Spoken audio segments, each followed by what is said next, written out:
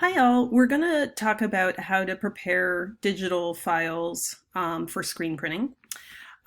Here is an image of my son that I just took on my phone. It hasn't been edited in any way or resized. What I'd like to run through is the three different techniques that you can use to translate the image to a digital file. One will be using threshold, which will make the image completely in black and white. The other is using halftone dots, which will allow you a tonal range, not unlike a newspaper.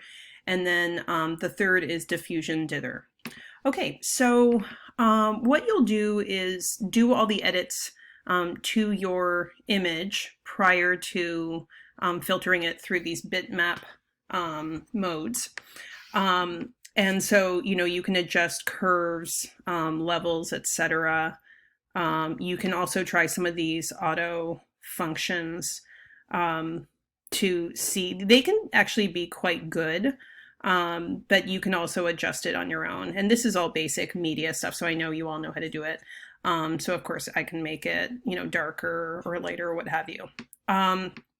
Once I have the tonality where I want it to be, I can resize the image.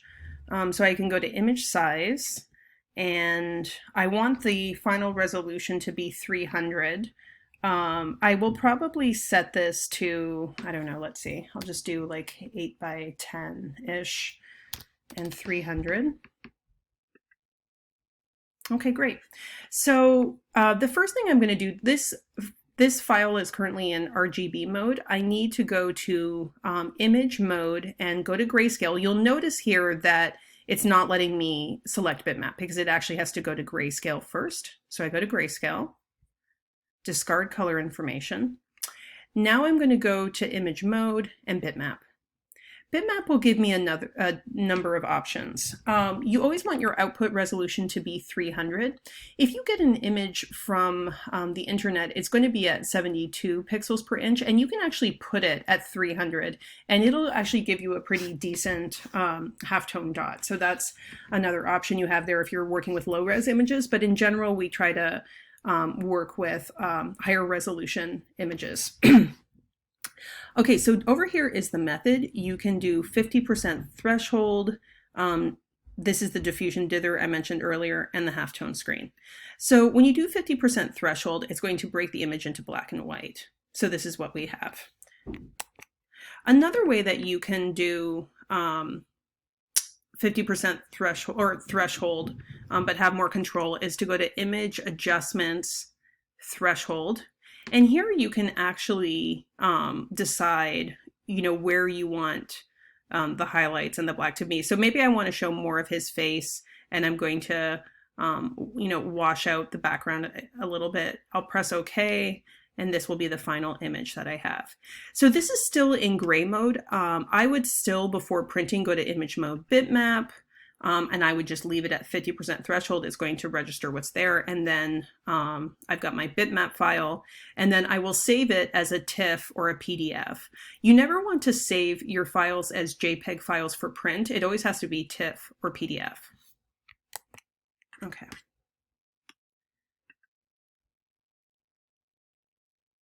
I'm just going to try to pull up my history here.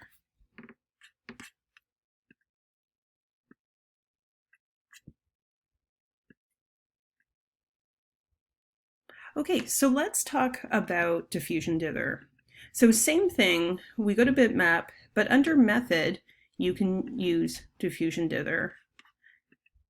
Now this will give you, this looks quite grainy, right? It gives you something that's somewhat similar to an aquatint. For any of you who've done intaglio before, it's not going to appear this grainy when you actually have it at 100%. So at 100%, it'll look a little bit more like this. For printmaking, I've used diffusion dither as one of several layers. I find that using it on its own, you're just you kind of recognize the effect, and it's kind of problematic the way filters are problematic. But if you're creative with it, so it's not so recognizable, like you're doing lots of different color overlays, the diffusion dither method can be quite nice. Okay, And so for our final method, I'm just going to leave it at this scale. We're going to do image mode, bitmap again, but this time we'll do halftone screen. So we set to halftone screen. Now it's going to open another box, this halftone screen box, and it's going to ask me for frequency, angle, and shape. Under shape, you've got a number of different shapes. The typical, if you want to have a traditional halftone dot, the ellipse typically is what we use. You could also use round.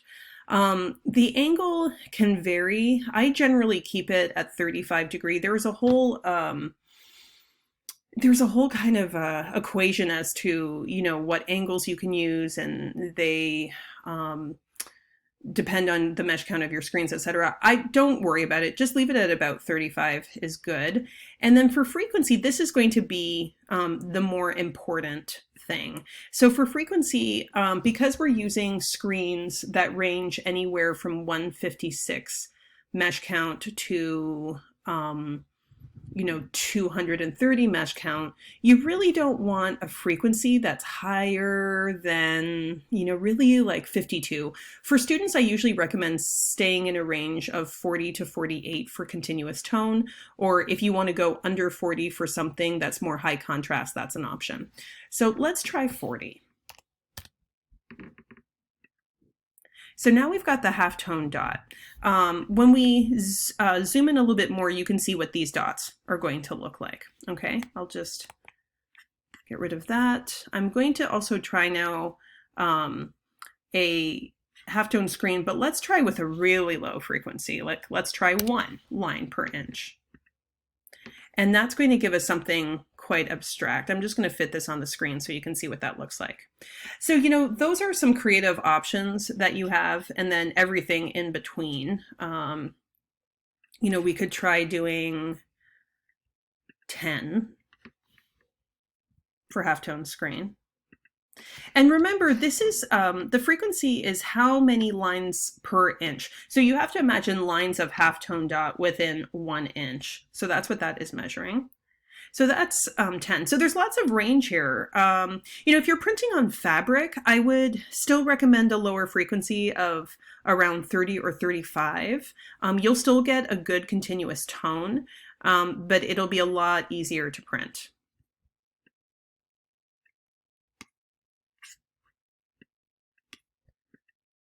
Okay, so I'm just going to go, let's see, back to, well, why don't we try, we'll do 35. Okay, there we go. So we've got a good continuous tone there. I'm then going to save this as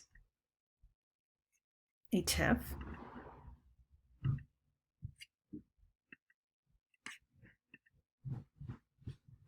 And once I have this saved as a TIFF, I can put this file on a flash drive and bring it to the art seller, or the service bureau, the service bureau, and then I can have them print it out on a transparency. The best transparencies are from the Epson inkjet prints. But you can also use the OSE, is typically what we use for small images.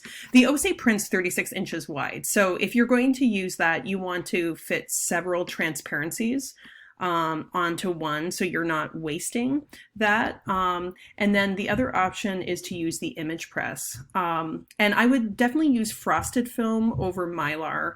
Or bond paper if you can afford it. And generally it's not too expensive. You'd have to check with them, but you can get transparencies depending on scale for anywhere from $1 to $4. Okay. Yep, save as TIFF and PDF, and that is how you process your photographic images for screen printing.